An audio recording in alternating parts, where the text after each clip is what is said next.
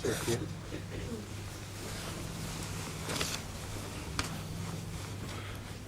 سمجھ صاحب پچھلی کلاس میں نہیں تھے آپ؟ کل اس میں مجھے ٹائم کا نہیں خیال رہا، میں باہر سنا تھا. ہاں وہی پرانا وقت سمجھ رہے ہوں. میں بھی نہیں یہی سمجھا تھا، اس لیے ہر پروگرام میں ذرا لیٹ ہو گیا تھا. اب باہر بیٹھے رہے ہیں بیچارے. میں یہیں پہ بیٹھا ہوں. اچھا.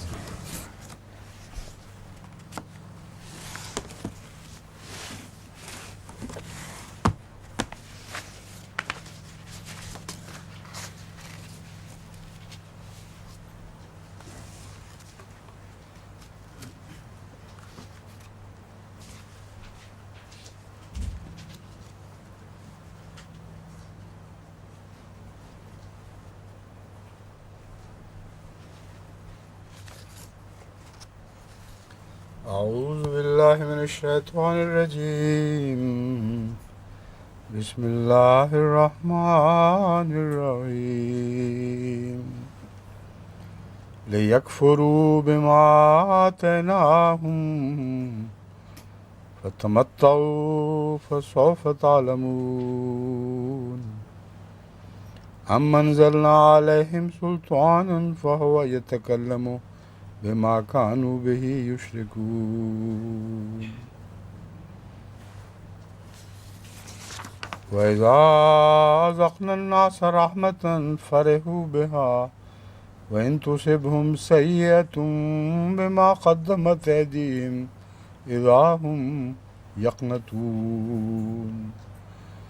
أولم يروا أن الله يبسط الرزق لمن يشاء ويقدر إن في ذلك لآيات لقوم يؤمنون.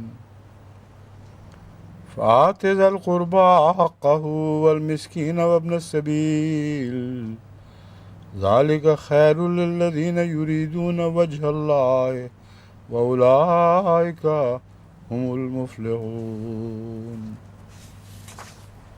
وما آتيتم من ربا ليربو في أموال الناس فلا يربو عند الله وما آتيتم من زكاة تريدون وجه الله فأولئك هم المضعفون. الله الذي خلقكم ثم رزقكم ثم يميتكم ثم يحييكم. هل من شركائكم من يفعل من ذلكم من شيء سبحانه وتعالى عما يشركون.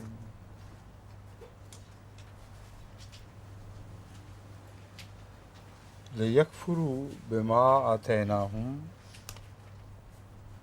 فتمتعوا. لیکفروا تاکہ وہ ناشکری کریں اس چیز کی جو ہم نے انہیں عطا فرمائی. جو کچھ ہم نے انہیں عطا فرمایا اس کا انکار کر دیں یا اس کی ناشکری کریں. فتمتعوا پس کچھ تھوڑا سا فائدہ اٹھا لو. فسوف تعلمون ان قریب تم جان لو گے.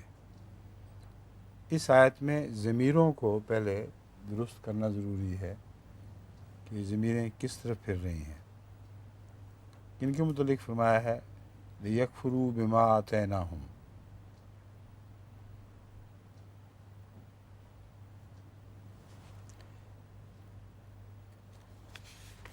اس سے پہلی آیت جو ہے اس میں ان لوگوں کا ذکر موجود ہے.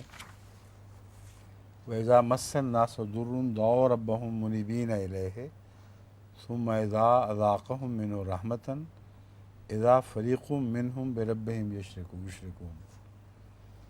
بس ان لوگوں کی طرف یہ آیت بھی ضمیر کو منتقل کر رہی ہے. لیکفروا بما آتیناہم. وہ شریک ٹھہراتے ہیں اپنے ناشکری کے اظہار پر جو ہم نے ان کو عطا کیا تھا. اب مخاطب جو ہیں اب وہ براہ راست مخاطب ہو جاتے ہیں، پہلے غائب میں ان سے خطاب تھا.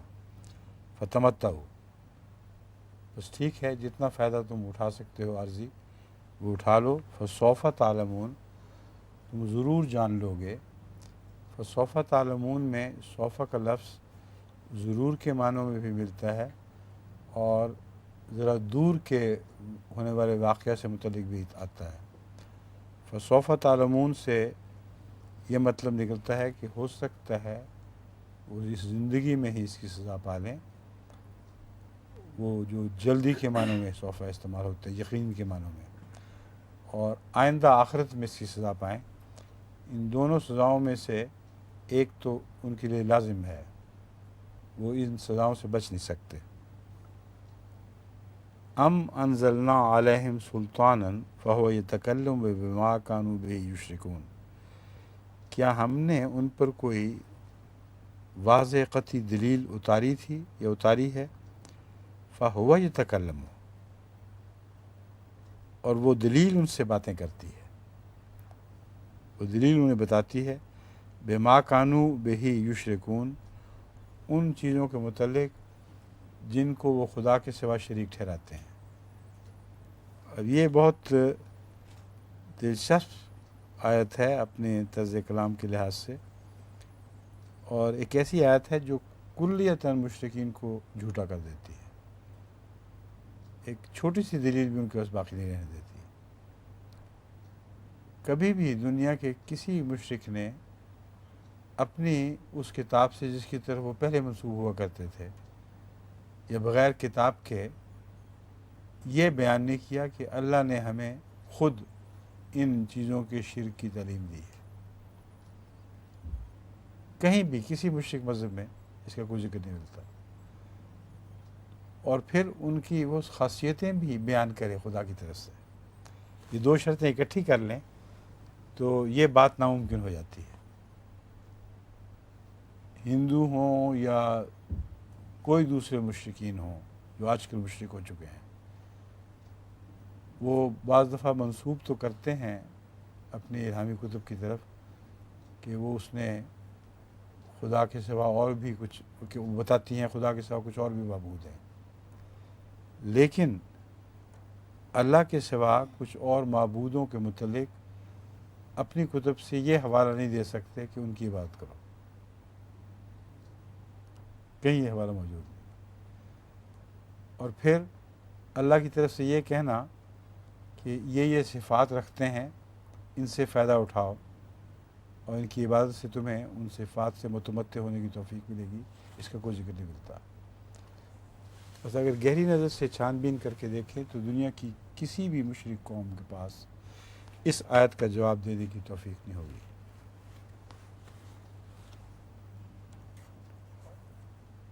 یہ تکلم بولتی ہوئی دلیل کیسی عمدہ بات.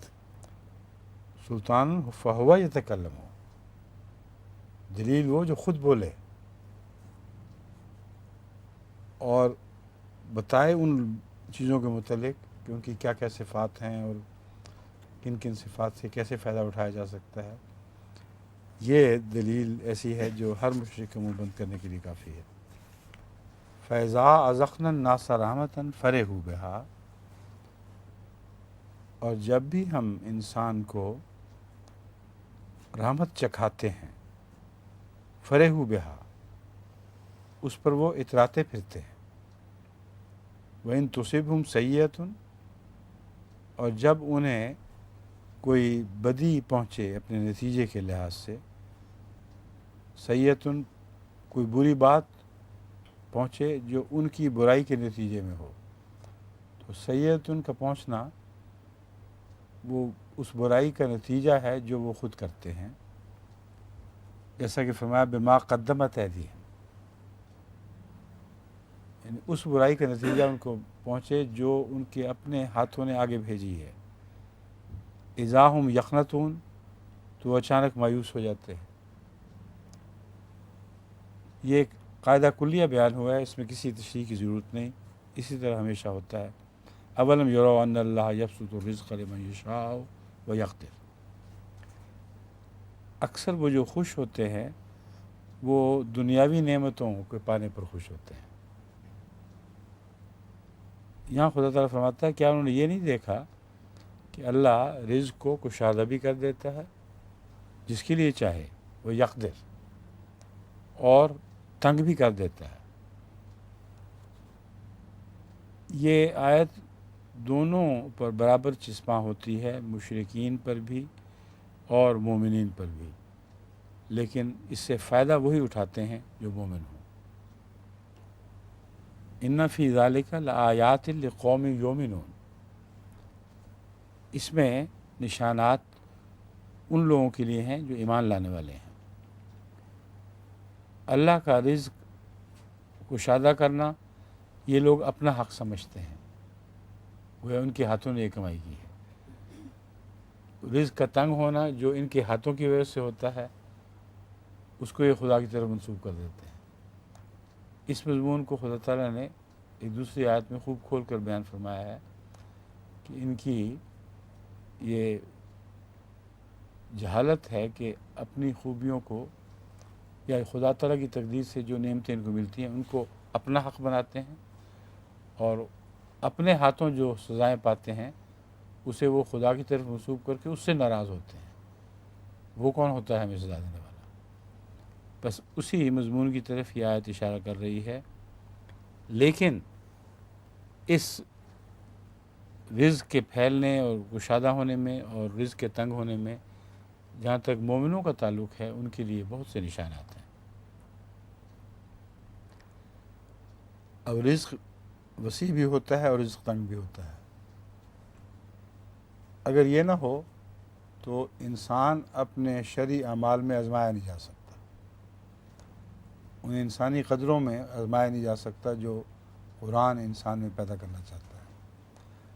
اب فرض کریں اللہ تعالیٰ سب پر رزق برابر کشادہ کر دیتا، تو خدا تعالیٰ کی نمائندگی کرتے ہوئے اس کے بندوں پر رحم اس لیے کہ اللہ چاہتا ہے ہو ہی نہیں سکتا تھا، وہ سب برابر ہوتے۔ اگر سب کا رزق تنگ کرتا تو اور بھی زیادہ مصیبت پڑتی، نہ صرف برابر ہوتے بلکہ چھینا جھپٹی شروع ہو جاتی۔ اس لیے یہ لازم ہے، آیات سے یہ مراد ہے، لازم ہے کہ سوسائٹی کے ایک طبقے کا رزق بڑھایا جائے اور ایک کا کم کیا جائے، مگر مقصد یہ نہیں کہ کم والوں کو تکلیف پہنچے۔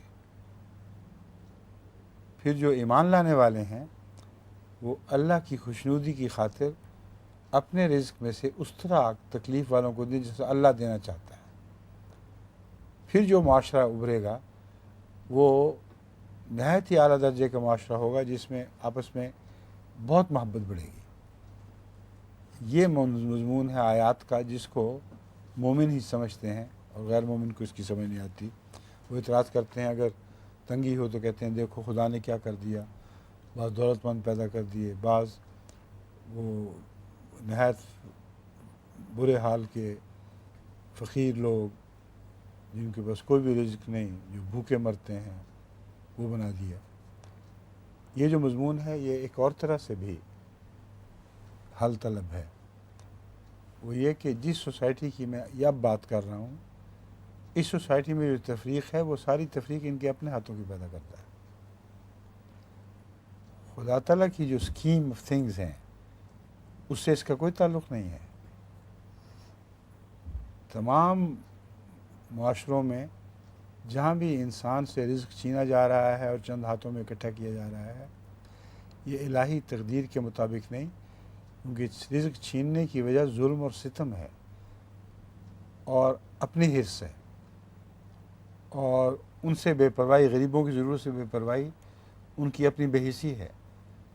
بس اس آیت کو اس صورتحال سے مشتبہ نہ کریں، یہ بالکل اور مضمون بیان ہو رہا ہے۔ یا خدا تعالیٰ نے سوسائٹی میں جو اونچ نیچ رکھی ہے، اور جو اونچ نیچ رکھی ہے اس کی وجہ اور حکمت بیان کی جا رہی ہے۔ بس وہ اونچ نیچ جو یہ لوگ خود پیدا کرتے ہیں اس کا الگ ذکر ہے، یہاں اس آیت میں اس کا ذکر نہیں۔ چنانچہ فوراً بات فرمایا وَآتِ ذَا الْقُرْبَى حَقَّهُ وَالْمِسْكِينَ، یعنی خدا تعالیٰ نے رزق کشادہ تو کیا ہے اور تنگ بھی کیا ہے بعض کا، لیکن وہ بعض ایسے ہیں جن کا کشادہ رزق والوں کے مال میں حق ہے۔ آتِ ذَا الْقُرْبَى حَقَّهُ، پس جو قریبی ہیں اور غریب ہیں، خدا نے یہ نہیں چاہا تھا کہ وہ اسی طرح قریبی بھی رہیں اور غریب بھی رہیں، خدا تمہارے ذریعے ان کو دلوانا چاہتا ہے، اور یہ ان کا حق رکھ دیا ہے تعلیم میں۔ بس آت ذل قربا حق کا ہو، جو بھی قربت رکھتا ہو یا قریبی رشتہ دار ہو اس کا حق ادا کرو، والمسکین وابن السبیل، اور مسکین کا بھی اور ابن سبیل کا بھی۔ تو خدا تعالیٰ نے جو رزق کو کشادہ اور تنگ کیا، اس کو ذریعہ بنا دیا بہت وسیع انسانی تعلقات کا، یعنی مسافر کا بھی حق رکھ دیا اس میں، وہ بھی ایسا ہے جس کا رزق سفر کے دوران تنگ ہو جاتا ہے، اور دور دراز تک یہ آیت اپنے اثر میں پھیل جاتی ہے، اور انسان ایمان رکھنے والوں کے معاشرے کو ایک مربوط معاشرے کے طور پر پیش کرتی ہے، اس میں زیادہ پانے والے اور کم پانے والوں کے درمیان رشتے پہلے سے زیادہ مضبوط ہو جاتے ہیں بنسبت کم ہونے کے۔ یہ مضمون ہے اس آیت کا، ذالک خیر للذین یریدون وجہ اللہ، اور یہ سارا مضمون اللہ تعالیٰ کی رضا چاہنے کے ساتھ تعلق رکھتا ہے۔ جی ہاں، جی ہاں ضرور۔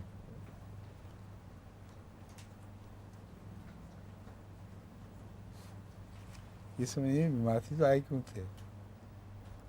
اٹھے اس طرح ہیں جیسے ابھی کوئی اطلاع سے آئی، اللہ رحم فرمائے، ان کو دعا میں یاد رکھنا چاہیے۔ آئیے، اچھا بس پھر ٹھیک ہے، مجھے پتہ نہیں لگا ٹھیک تھی، کیونکہ ویسے تو وہ سنبھل گئی تھی مگر اونچ نیچ ہو جاتی ہے، اللہ رحم فرمائے، دعا میں یاد رکھنا چاہیے سب کو۔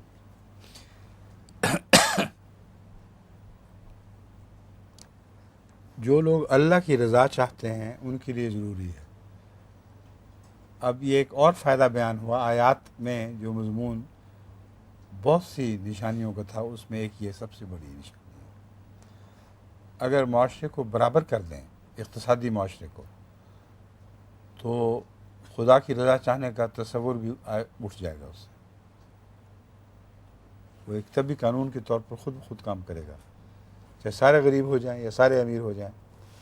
اور اگر خدا کی رضا چاہنے کا مضمون مومنوں کے ساتھ ہی تعلق رکھتا ہے، تو ظاہر ہے کہ وہ معاشرہ جو خدا کی رضا سے بے نیاز ہے، اس کا ذکر اس میں آیات میں نہیں ہے۔ یہی آپ سے کہہ رہا تھا کہ ان لوگوں کا ذکر جو دوسرے معاشرے، دنیاوی معاشرے ہیں، یعنی اقتصادی سوسائٹیاں ہیں، ان کی اونچ نیچ کا اس سے تعلق ہی نہیں۔ اونچ نیچ مومنوں کی خاطر ہے، تاکہ ان کی توجہ ہمیشہ اللہ کی طرف ہوتی رہے، اور ان کا ایک دلی رابطہ خدا تعالیٰ سے نہ صرف قائم رہے بلکہ بڑھتا رہے، اپنے ہر فعل میں وہ خدا کی رضا چاہیں۔ اولئک هم المفلحون، یہ لوگ ہیں جو کامیاب ہونے والے ہیں۔ وما آتیتم من ربا لیربو فی اموال الناس سے، اب ایک طرف ایک مضمون ہے جس میں انسان بظاہر خود اپنے مال کو کم کر رہا ہے، جب وہ غریب کو دے گا، ہمسائے کو دے گا اور مسافروں کو بھی دے گا، تو اس کا روپیہ گھٹنا چاہیے۔ اور وہ سوسائٹی جو غیر مذہبی سوسائٹی ہے، وہ اس بات کو محسوس کرتی ہے کہ ہمارا روپیہ بڑھنا چاہیے، گھٹنا نہیں چاہیے، بس اس مضمون کو ادھر منتقل فرما دیا۔ وما آتیتم من ربا لیربو فی اموال الناس، اور وہ جو تم سود پر پیسہ دیتے، خرچ کرتے ہو، سود پر روپیہ دیتے ہو، تاکہ وہ بڑھے لوگوں کے اعمال میں، یعنی لوگوں کے اعمال میں پھیل کر وہ روپیہ بڑھنا شروع ہو جائے۔ جی کیا؟ فی اموال الناس سے امال، یہاں اموال لکھا ہوا ہے، کیوں میں نے اموال کہا ہے؟ نہیں، میں نے اموال ہی کہا ہے، میرے کہنے میں خرابی ہوگی، میں بڑی واضح طور پر اموال کہہ رہا ہوں، امال نہیں۔ لوگوں کے اموال میں پھیل کر ان کو چوسے اور اس طرح وہ بڑھے، یہ نیت ہے ان کی۔ مسلمان اقتصادی معاشرہ جو پیش کیا گیا ہے وہ بھی پھیلتا ہے لوگوں میں، اور پھیلنے کے نتیجے میں اس کی واپسی کا کوئی رستہ نہیں بنایا گیا، پھیل ہی جاتا ہے۔ ایک انسان سوچ سکتا ہے کہ یہ تو بڑی ایک گھاٹا کھانے والی ترکیب ہے، انسان اپنے روپے کو لوگوں کو دیتا چلا جائے اور وہ پھر اس کی واپسی نہ ہو، اور یہ کتنا اچھا نظام لگ رہا ہے کہ لوگوں کو وہ پیسہ دے انسان، اور وہ پیسہ اور واپس لے کر ساتھ آئے، اموال الناس بھی ساتھ لے کر چلے۔ مگر خدا تعالیٰ فرماتا ہے فلا یربو عند اللہ، یہ جو پیسہ ہے یہ اللہ کے نزدیک نہیں بڑھتا۔ یہ ایک بہت بڑا چیلنج ہے تمام سودی سوسائٹیوں کے لیے، اور اس کی تفصیل میں بارہا پہلے بیان کر چکا ہوں، اب دہرانے کی ضرورت نہیں کہ سودی نظام میں سود کے ذریعے پیسہ بڑھانے والے کا پیسہ نہیں بڑھا کرتا، وہ اپنے ویلیوز، اپنی قدریں کھو دیتا ہے، اور بالآخر ایک ایسا مقام پہنچ جاتا ہے کہ سارا اقتصادی نظام دھڑام سے نیچے جا پڑتا ہے۔ بس اس آیت کریمہ میں بہت گہری اقتصادی بات کی گئی ہے، جس کے متعلق ایک دفعہ کینیڈا میں نے جلسے کے لیکچر میں بیان کیا تھا، جہاں سارے کینیڈا کے بہت بڑے بڑے ماہر اقتصادیات بھی جمع تھے، وزراء بھی تھے، ان میں سے ہر ایک نے تائید کی کہ بات درست ہے۔ جب آپ تفصیل سے اس کو کھولیں، ان کو سمجھائیں کہ کیوں تمہیں نقصان پہنچتا ہے، کیسے ہوتا ہے، بعد میں کہا کہ بات بالکل درست ہے، مگر ہم میں اس پر عمل کی طاقت نہیں۔ اس نظام نے جکڑ لیا، ہمیں پنجے گاڑ دیے، اور ہم اس اسلامی تعلیم کو جو ہماری بقا کی خاطر ہے مجبوراً قبول نہیں کر سکتے، کیونکہ ہمارے حالات یعنی اقتصادی حالات ہمیں اس کی اجازت ہی نہیں دیتے، یا ہمارا سیاسی نظام ہمیں اس کی اجازت نہیں دیتا۔ وما آتیتم من زکوٰۃ تریدون وجہ اللہ فاولئک هم المضعفون، اور جو تم اپنا پیسہ زکوٰۃ کے طور پر ادا کرتے ہو محض اللہ کی رضا چاہتے ہوئے، بس یہی وہ لوگ ہیں جو اپنے اموال کو بڑھاتے ہیں۔ اب یہ بہت لطیف مضمون ہے کہ ان کے اموال کیسے بڑھتے ہیں۔ ایسی سوسائٹی جس میں اقتصادی نظام اسلام کے مطابق ہو، اس کے متعلق بھی میں نے تفصیل سے دلائل دے کر ثابت کیا تھا کہ ساری سوسائٹی کے اموال بڑھتے ہیں، صرف ایک فرد کا سوال نہیں، اس تمام اقتصادی سوسائٹی کے اموال بڑھتے ہیں، اور ان پہ کبھی کوئی بحران نہیں آتا۔ تو اولئک ہمیں محض انفرادی ذکر نہیں، اگرچہ انفرادی طور پر بھی ثابت کیا جا سکتا ہے کہ ایسے لوگوں پر خدا کے فضل ہوتے ہیں، اور وہ روپیہ جو خدا کی خاطر کرتے ہیں وہ بڑھا چڑھا کر ان کو واپس دیا جاتا ہے۔ لیکن یہاں مضمون اجتماعی سوشل مضمون ہے، سوسائٹی کے تعلق میں بیان فرمایا جا رہا ہے۔ فاولئک هم المضعفون، یہ وہ لوگ ہیں جو اپنے اموال کو بڑھانے والے ہیں۔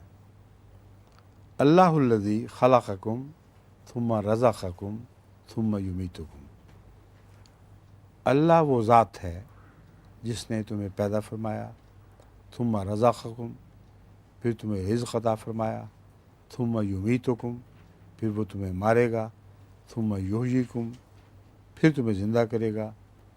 حل من شرکائکم من یفعل من ذلک من شیء، کیا تمہارے شرکاء میں سے بھی کوئی ایسا ہے جو یہ ساری باتیں کرتا ہو؟ سبحانہ و تعالی عما یشرکون، پاک ہے وہ اور بہت بلند ہے ان باتوں سے جو وہ خدا کا شریک ٹھہراتے ہوئے بیان کرتے ہیں۔ اما یشرکون اس سے پاک ہے، اس سے بہت بلند ہے جو وہ شرک کرتے ہیں۔ تو مراد یہ ہے کہ شرک کے تعلق میں وہ جو کچھ بھی بیان کرتے ہیں خدا تعالیٰ کے متعلق یا دوسرے شرکاء کے متعلق، ان کی پہنچ سے وہ خدا تعالیٰ کی ذات بہت بلند ہے، وہ اس کی صفات کو چھوتے بھی نہیں جب یہ باتیں بیان کرتے ہیں۔ اب اس میں دلچسپ بات یہ ہے کہ سود کے ساتھ یہ شرکاء کی باتیں اچانک کیوں شروع ہو گئیں؟ اللہ الذی خلقکم والی باتیں یہ سودی نظام کے بیان کے بعد اور زکوٰۃ کے نظام کے بعد کیوں بیان ہو رہی ہیں؟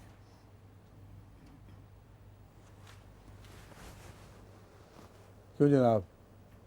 فوزیہ شاہ سر اٹھا رہی ہے اپنا آہستہ آہستہ، شاید اس کو پتہ چل گیا۔ بتاؤ، مائکرو فون سامنے رکھ لو۔ ہاں جی، جن کے پاس پیسہ زیادہ ہو ان کو، کیا؟ جن کے پاس پیسہ زیادہ ہو ان کو شریکوں کی طرح ان کی اتباع کرتے ہیں۔ یہ بات ہی بڑی زبردست ایک مربوط آیت ہے، اس میں بہت سی باتیں بیان ہوئی ہیں، اس لیے اس پر مومن صاحب یا قمر صاحب یا شمس صاحب وغیرہ وغیرہ روشنی ڈالیں تاکہ آپ کو پریکٹس ہو۔ میں اس لیے نہیں کہتا کہ امتحان لے رہا ہوں، نعوذ باللہ، ہرگز امتحان مقصود نہیں، بلکہ ذہنوں کو بیدار کر کے قرآن پر غور کرنے کی عادت ڈالنے کی خاطر میں یہ باتیں کرتا ہوں، سمجھیں؟ اس لیے بے تکلف ہو کر بات کریں۔ مومن صاحب،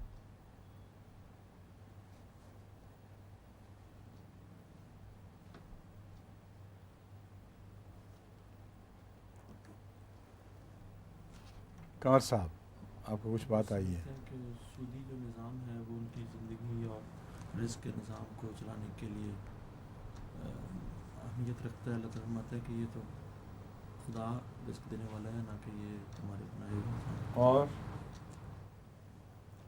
نہیں تو امام صاحب بولنے لگے ہیں، بولیں۔ مال و دولت کو ہی انہوں نے معبود بنایا ہوا ہے۔ وہ تو عام بات ہے۔ اس آیت میں نظام رزق کے تعلق کو آخرت سے باندھا جا رہا ہے۔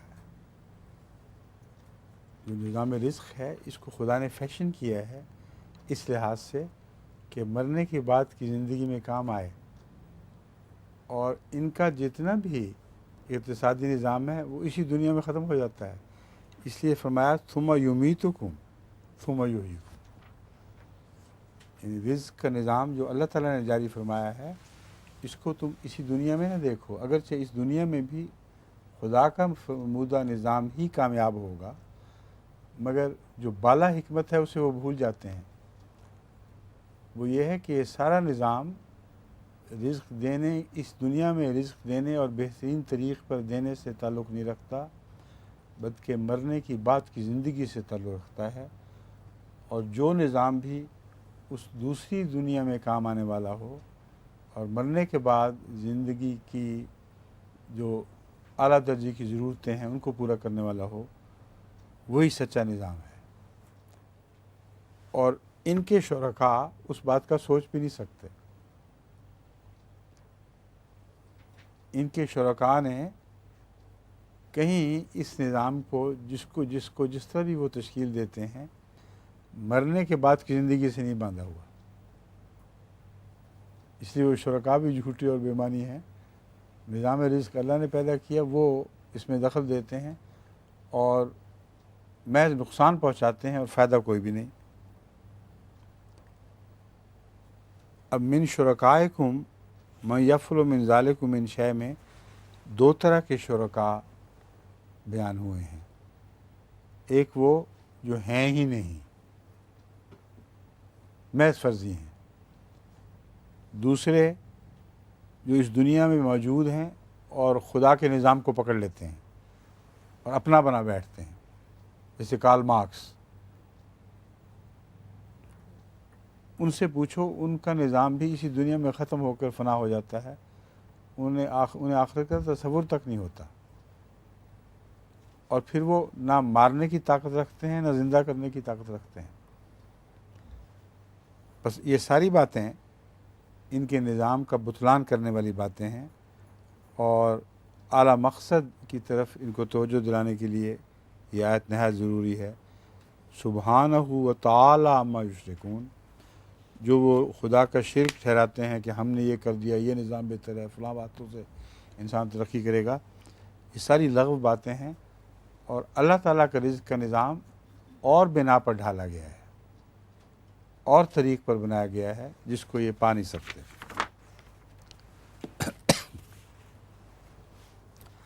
اعوذ باللہ من الشیطان الرجیم، بسم اللہ الرحمن الرحیم۔ ظہر الفساد فی البر والبحر بما کسبت ایدی الناس لیذیقہم بعض الذی عملوا لعلہم یرجعون۔ قل سیروا فی الارض فانظروا کیف کان عاقبۃ الذین من قبل کان اکثرهم مشرکین فاقم وجہک للدین القیم من قبل ان یاتی یوم لا مرد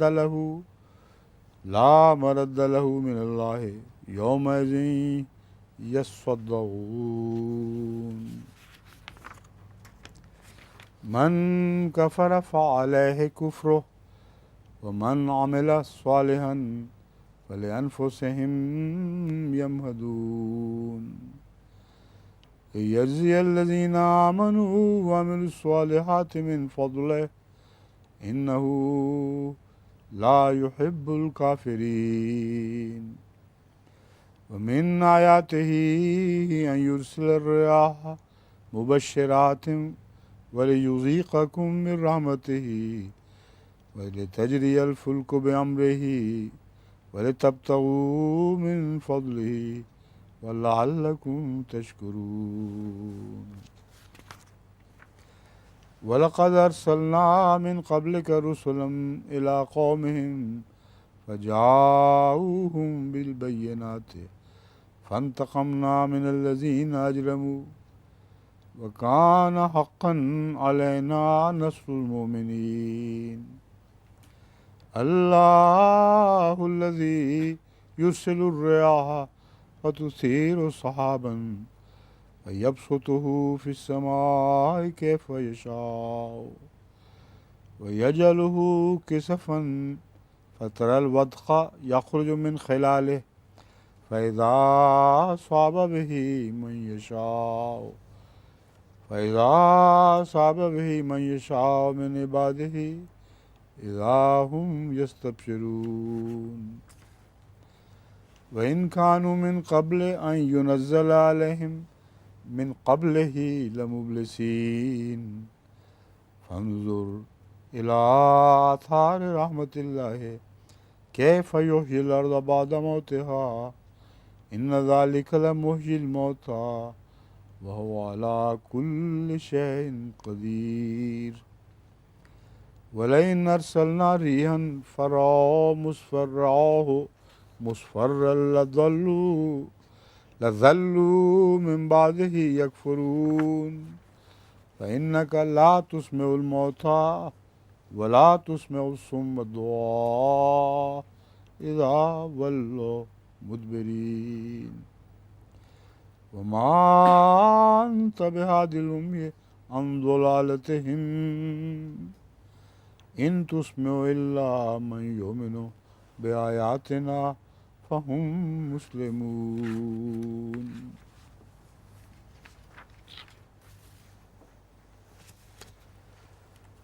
ظہر الفساد فی البر والبحر، خشکی پر بھی فساد ظاہر ہو گیا، یعنی غلبہ پا گیا، اور سمندر پر بھی فساد غلبہ پا گیا۔ کس وجہ سے؟ بما کسبت ایدی الناس سے، اس وجہ سے جو لوگوں کے اپنے ہاتھوں نے کمایا، لیذیقہم بعض الذی عملوا لعلہم یرجعون، تاکہ اللہ تعالیٰ انہیں چکھائے بعض الذی عملوا، بعض اعمال کا پھل لعلہم یرجعون، جو انہوں نے کیا بعض اعمال جو وہ بجا لائے ان کا پھل ان کو چکھائے، لعلہم یرجعون، تاکہ وہ خدا تعالیٰ کی طرف رجوع کرنے والے ہوں۔ ظہر الفساد فی البر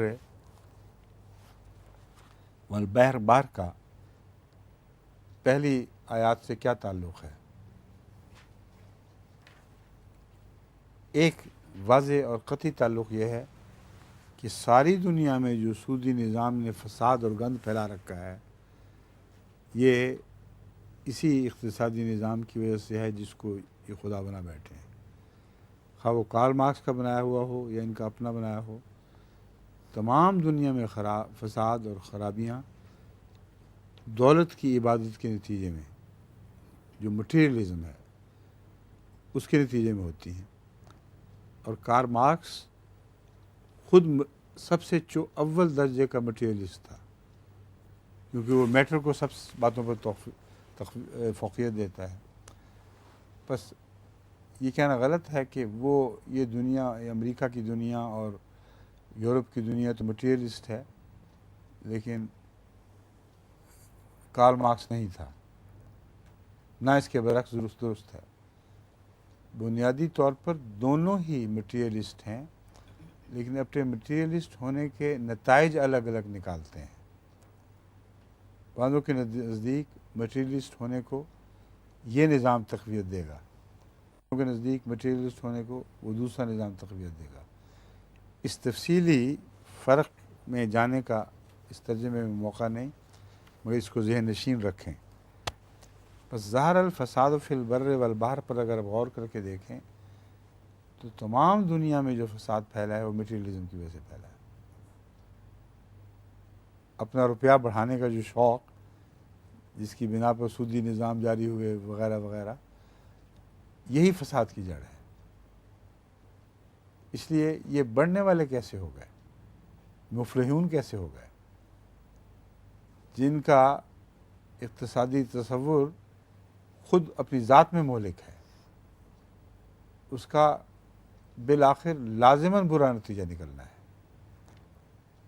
اب اس آیت کو زیر نظر پیش نظر رکھ کر ساری دنیا کے حالات پر غور کر لیں۔ ننگا مٹیریلزم گلیوں میں ناچ رہا ہے، اور تمام فساد، تمام ظلم، تمام صفاقیاں اس مٹیریلزم کی وجہ سے ہو رہی ہیں۔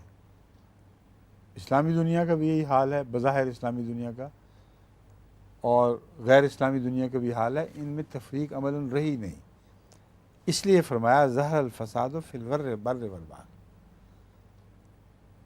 یعنی باہر سے مراد روحانی دنیا ہے، یعنی وہ دنیا جو مذہب سے تعلق رکھتی ہے، اور بر سے مراد وہ دنیا جو ہے ہی مٹیریلسٹ، بر خشکی کو کہتے ہیں۔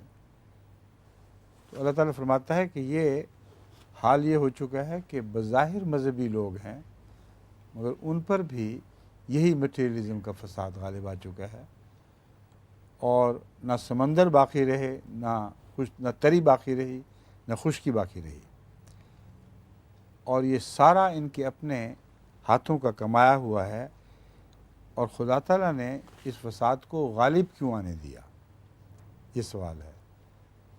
اس کو زبردستی روکا کیوں نہیں؟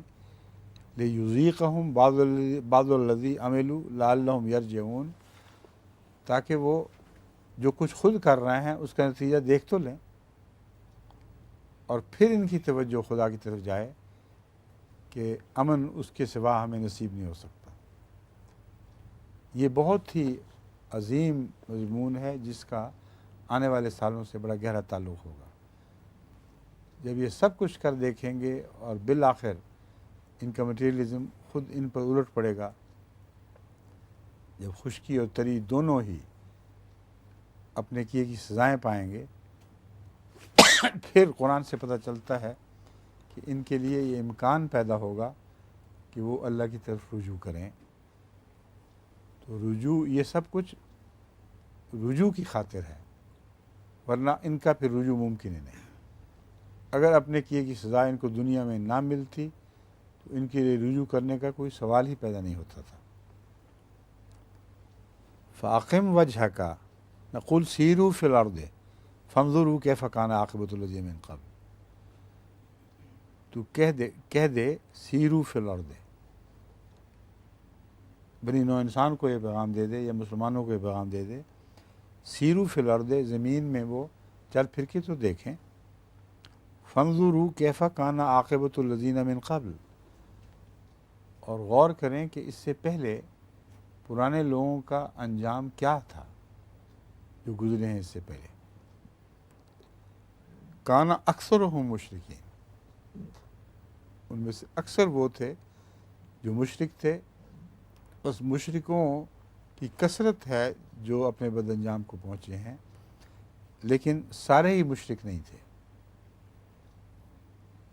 یہ بہت احتیاط کا کلام ہے۔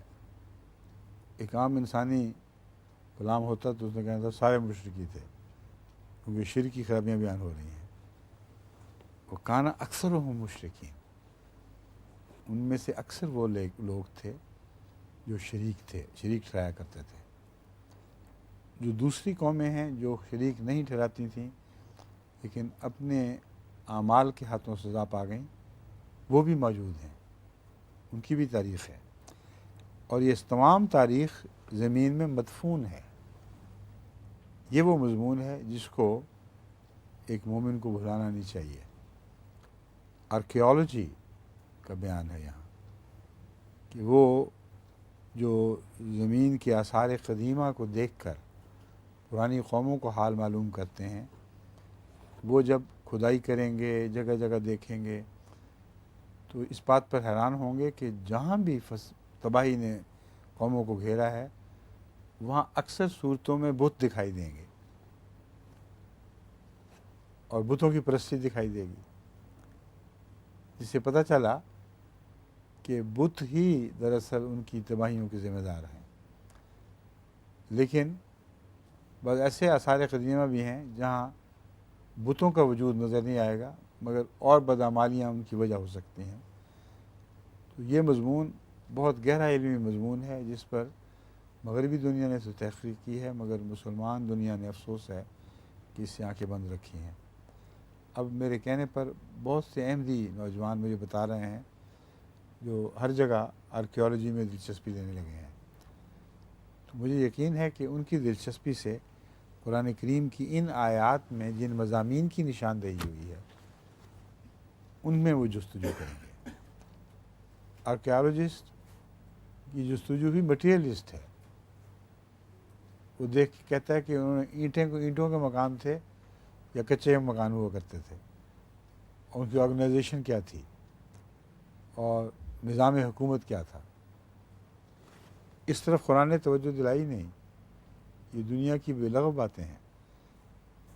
انہی آثار میں ایسے نشان ملیں گے جو بتائیں گے کہ ان میں سے اکثریت مشرکین کی تھی اور جو مشرکین نہیں تھے وہ کیوں مارے گئے۔ یہ جستجو ہے آثار قدیمہ کی جس پر قرآن کریم کی آیت مسلمانوں کو متوجہ کر رہی ہے۔ فَأَقِمْ وَجْهَكَ لِلدِّينِ الْقَيِّمِ مِنْ قَبْلِ أَنْ يَأْتِيَ يَوْمٌ، اب دین القیم کی طرف اپنے چہرے کو قائم رکھنا صاف بتا رہا ہے کہ اگر دین قیم کی طرف چہرہ رہے تو ان سب باتوں سے خدا تعالیٰ کی طرف اشارے کرتی ہوئی جو ان سب امور سے جو زمین میں دفن پڑے ہیں، ان قوموں کے آثار قدیمہ جو زمین میں دفن پڑے ہیں، ان سب کی انگلیاں اللہ ہی کی طرف اٹھتی ہوئی دکھائی دیں گی۔ اقم وجہ کا میں یہ مضمون ہے اقم ہونے کا۔ بس یہ ایک حقیقت ہے جو ہم نے بیان کر دی ہے۔ دفن ہوئی قومیں بھی خدا ہی کی طرف انگلی اٹھا رہی ہیں، بس تو بھی ہمیشہ خدا ہی کی طرف دیکھ۔ للدین القیم، لیکن خدا کا ذکر کیے بغیر للدین القیم میں فرمایا ہے۔ یہ کیا وجہ ہے؟ میں اس کے ترجمے میں اگرچہ خدا کا لفظ بول رہا ہوں لیکن لفظی طور پر آیات میں یہاں اللہ تعالیٰ نہیں ہے، اقیم وجہ کا للہ حنیفہ مسلمہ نہیں فرمایا، بلکہ فرمایا اقیم وجہ کا للدین القیم من قبل ان یاتی یوم لا مرد لہ من اللہ. یہ بتا دیجیے مجھے، اس پر غور کریں. ابھی پیچھے سے پھر وہ ایک سیر اٹھ گیا ہے.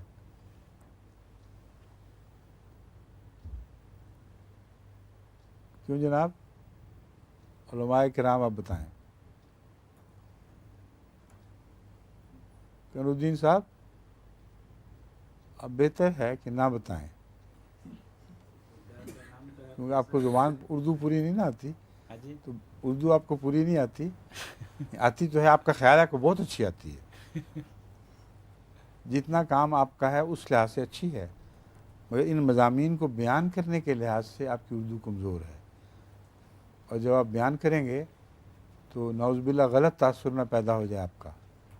اسے پہلے بھی ایک دو دفعہ ہو چکا ہے. اس وجہ سے میں کہہ رہا ہوں، کم علمی کی وجہ سے نہیں، بلکہ اپنے علم کو پوری طرح بیان کرنے کی صلاحیت نہیں ہے آپ میں اردو زبان میں. اس لیے آپ بے شک خاموش رہیں، ٹھیک ہے؟ بعد میں اگر انہوں نے کوئی بات بتائی اور آپ نے وہی سوچی ہو تو کہنا ہاں بس یہی میں کہہ رہا تھا. ٹھیک ہے؟ ٹھیک ہے. اب محمد صاحب شروع ہو جائیں.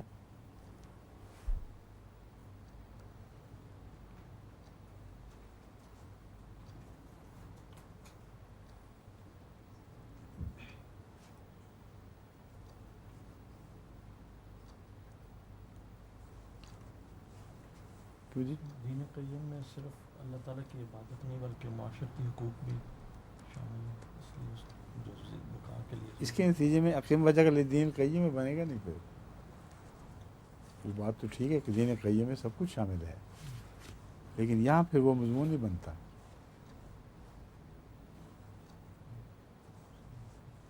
قرآن کریم میں کہیں نہیں آیا ذالک دین القیم ہے. اس پر غور کر لیں تو یہ آیت اسی طرف اشارہ کر رہی ہے. عبادت بھی ہے اور دین قیم میں ہر چیز جو خدا کی طرف رخ کیے ہوئے ہے اور قائم رہنے والی ہے اور قائم کرنے والی ہے اس کا بیان ہے. تو ان نصائح پر غور کرتے ہوئے، پرانی قوموں کی تاریخ پر غور کرتے ہوئے، ان لوگوں کا رستہ پکڑ جن کو ہر چیز خدا ہی کی طرف لے جاتی تھی. سمجھیں؟ اس لیے سورہ قیمہ میں جس دین قیم کا ذکر ہے اس کی طرف اشارہ ہے یہاں. فاقم وجہ کا لدین القیم من قبل ان یاتی یوم لا مرد لہ من اللہ ہے. کل بھی یہ آیات گزری ہاں. ہیں ذالک الدین القیم کل بھی گزری. پہلے میرا خیال تھا اس کی طرف اشارہ کروں، مگر جس سورج کی طرف میں نے اب اشارہ کیا ہے میرے نزدیک وہ زیادہ کھلا اور واضح پیغام دینے والی ہے. من قبل ان یاتی یوم لا مرد لہ، اس سے پہلے وعدے دیے گئے تھے کہ دوبارہ اٹھائے جانا ہے، زندہ ہونا ہے، پیشیاں ہوں گی. تو اس کے متعلق فرمایا جا رہا ہے کہ یہ فرضی باتیں نہیں ہیں. لا مرد لہ من اللہ ہے کہ اس دن کو ٹلنے کی اجازت نہیں ہے. بہت پرشوکت کلام ہے. ایسے دن سے پہلے اپنی توجہ کو پوری طرح دین قیم کے مطابق ڈھال لو، اور یاد رکھو کہ اس دن نے لازماً آنا ہے. لا مرد لہ من اللہ ہے، اللہ کی طرف سے اس دن کو ٹلنے کی اجازت نہیں ہوگی. یومئذ یصدعون، یصدعون تو پراگندہ ہونے کو کہتے ہیں. اب ایک اور اشکال چھوٹا سا یہاں پیدا ہوتا ہے، یومئذ یصدعون کیوں فرمایا گیا ہے؟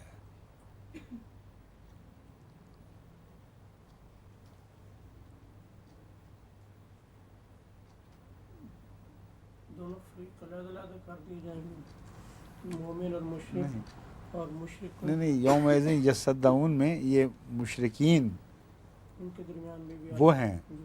اصل مراد. وجہ کیا ہے؟ یصدعون کیوں فرمایا ہے؟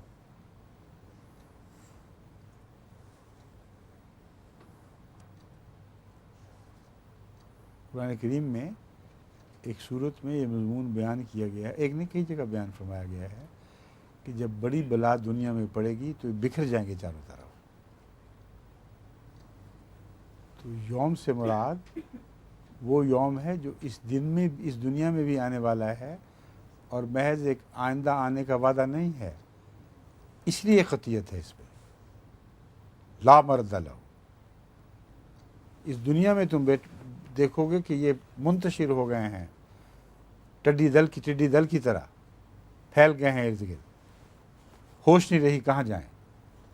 جب اس دنیا میں یہ واقعہ ہونا ہے اور لازماً ہو جائے گا تو پھر آخر میں آخرت کے دن کے متعلق کیا شک باقی رہ جاتا ہے؟ لا مرد لہ.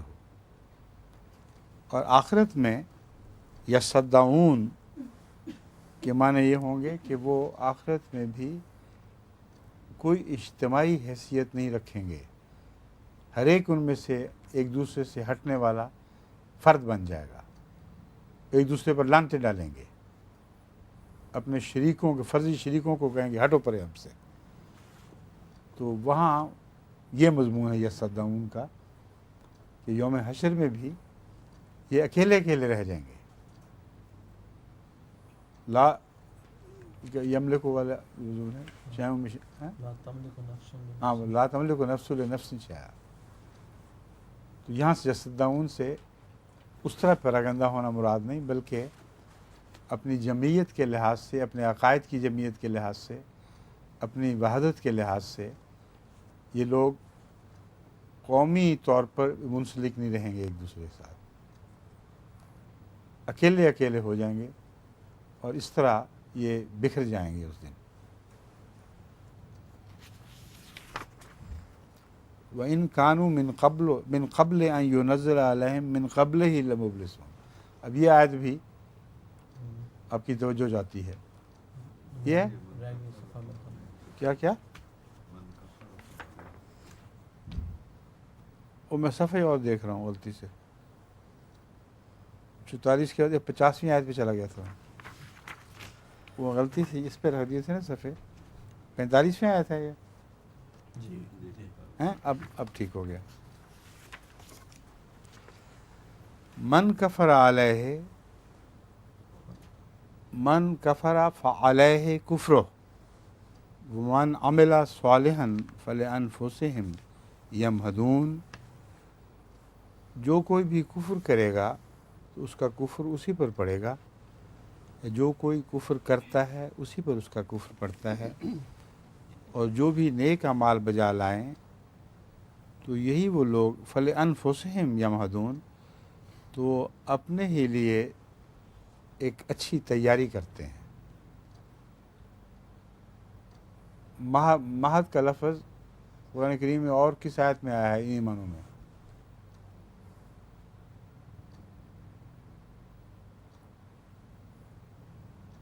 تمہیدہ مہد تو لہم مہد تو لہو تمیدہ. وہاں یہی لفظ مہد ہے کہ اس نے جو کام کر لیے مہد تو لہو تمیدہ، میں نے بھی اس کے لیے خوب تیاری کر رکھی ہے. بس یہ وہی مہد ہے لانفسہم یمہدون. بس جو بھی نیک اعمال کریں وہ اپنے لیے ہی تیاریاں کر رہے ہیں کچھ. لیجزی الذین آمنوا، تاکہ وہ لوگ جو ایمان لائے اللہ ان کو جزا دے. بس تیاریاں کرنے سے یہ مراد نہیں کہ وہ اپنی جزا کے بھی خود مالک ہوں گے، وہ اللہ سے جزا لینے کے لیے تیاریاں کر رہے ہیں. وعملوا الصالحات من فضلہ، اور نیک اعمال بجا لائے اور خود یہ بھی اس کے فضل سے ہوا ہے. ان کی تیاریاں کرنا، اس کے نتیجے پیدا کرنا، تیاریوں کی توفیق پانا، یہ سب کچھ اللہ کے فضل کے ساتھ ہے. انہو لا یحب الکافرین، وہ کافروں کو پسند نہیں فرماتا. تو فضل کا نزول کن پر ہوگا؟ کیا یہ بغیر وجہ کے بھی ہوگا؟ اگر بغیر وجہ کے ہو تو پھر انصاف باقی نہیں رہتا۔ تو کافر وہ لوگ ہیں جو ناشکری بھی کرتے ہیں اور انکار بھی کرتے ہیں۔ تو اللہ تعالیٰ فرما رہا ہے کہ فضل ان کو اس لیے عطا ہوگا کہ اللہ تعالیٰ کافروں سے محبت نہیں کرتا، اور اس کا فضل ظاہر ہوگا کہ یہ مومن پہلے ہیں اور خدا تعالیٰ کی طرف رجوع ہے ان کے دل میں، اس لیے ان پر فضل نازل کیا جا رہا ہے۔ اب اس پر یہ سوال ایک اور اٹھ جاتا ہے فلسفیانہ کہ ان کے دل میں کیوں خدا کی طرف توجہ پیدا ہوئی اور کافروں کے دل میں کیوں توجہ پیدا نہیں ہوئی؟ اگر اللہ ہی توجہ پیدا کرتا ہے تو گویا اس نے ناانصافی کر دی۔ یہ مضمون گہرا فلسفیانہ مضمون ہے جس کو حضرت اقدس مسیح موعود علیہ السلام نے اپنی کتب میں بڑی وضاحت سے بیان فرمایا ہے۔ تو اور وہ عبارات پڑھ کے منطقی طور پر اور فلسفیانہ طور پر اللہ کے تمام کائنات میں انصاف کا مضمون بالکل واضح ہو جاتا ہے، اور ساتھ ہی فضل کا مضمون بھی چلتا ہے، اور فضل انصاف سے ٹکراتا نہیں ہے۔ یہ وہ باتیں ہیں جو گہری تفسیر سے تعلق رکھتی ہیں۔ آپ کو اس کی طرف میں دعوت تو دیتا ہوں، مگر یہاں یہ باتیں تفصیل سے بیان کرنے کا وقت نہیں ہے۔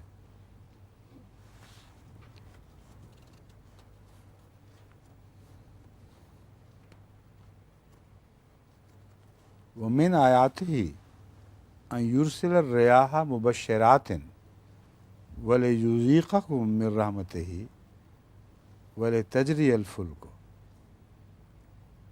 اور اس کی آیات میں سے یہ بھی ہے کہ وہ ہواؤں کو بشارت دیتے ہوئے چلاتا ہے، خوشخبریاں لاتی ہیں۔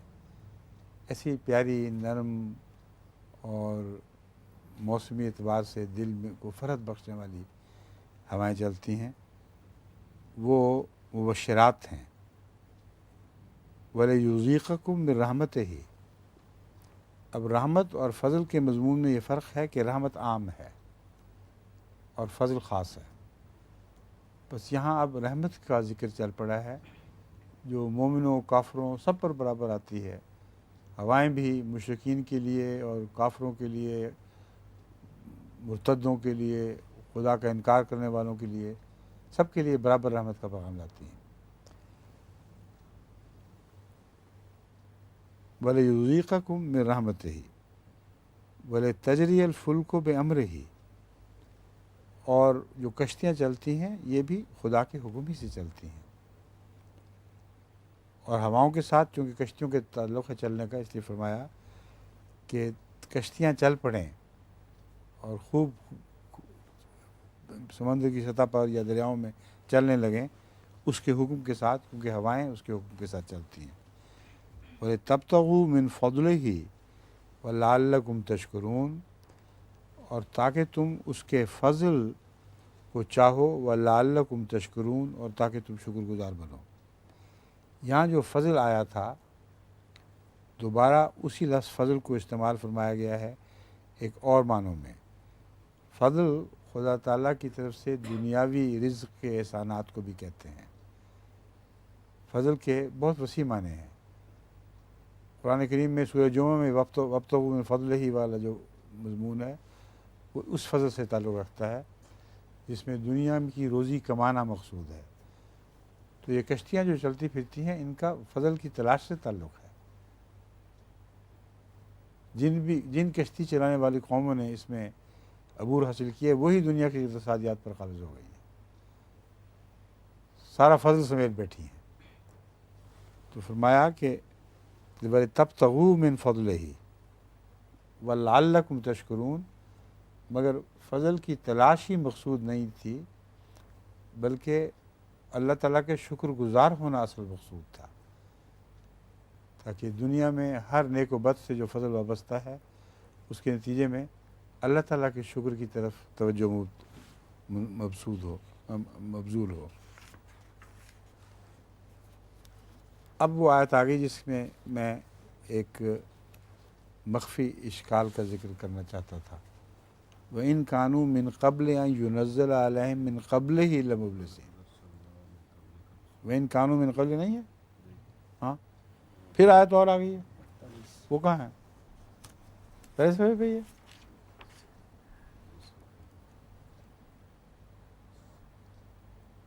سینتالیس. اب 48 پڑھنی تھی. ٹھیک ہے, ابھی اس کا انتظار کریں, تھوڑا سا آنا ہے اس آیت میں, مگر آپ کو کل تک انتظار کرنا پڑے گا یا اگلے ہفتے تک. یہ ہے, یہ بھی آگے پیچھے رکھا گیا تھا. وَلَقَدْ أَرْسَلْنَا مِن قَبْلِكَ.